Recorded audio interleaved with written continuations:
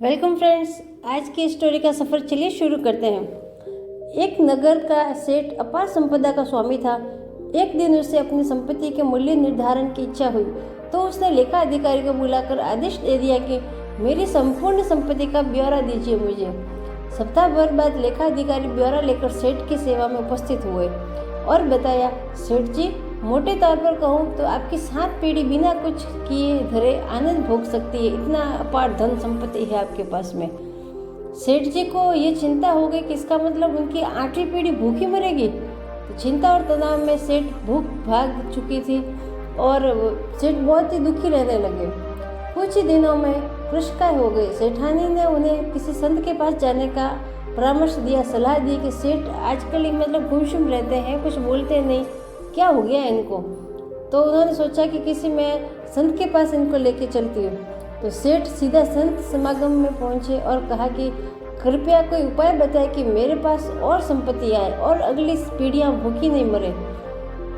संत ने समस्या समझी और कहा, इसका तो हल बड़ा आसान है। बस्ती के अंतिम छोर पर एक बुढ़िया रहती है, एकदम कंगाल है।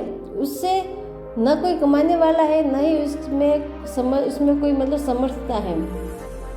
उसे मात्र आधा किलो आटा दान दे दो। अगर वह दान स्वीकार कर ले तो इतना धन उपार्जित हो जाएगा कि तुम्हारी समस्त मनोकामनाएं पूर्ण हो जाएगी।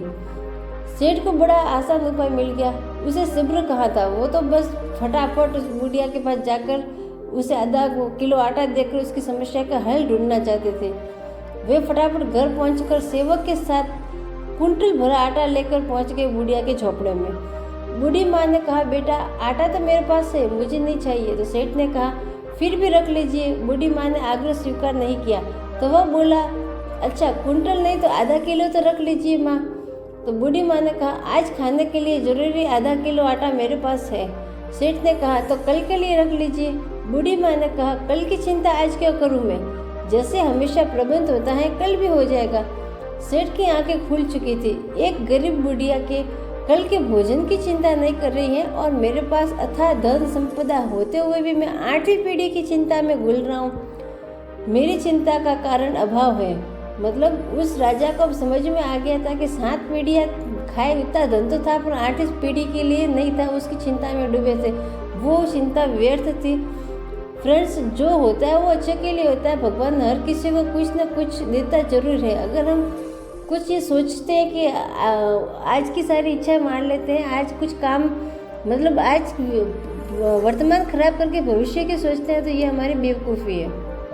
हाँ, सोचना चाहिए ज़रूर, पर समय के साथ में थोड़ा थोड़ा खुद के लिए भी टाइम निकालें, भविष्य के लिए भी बचत करके रखें।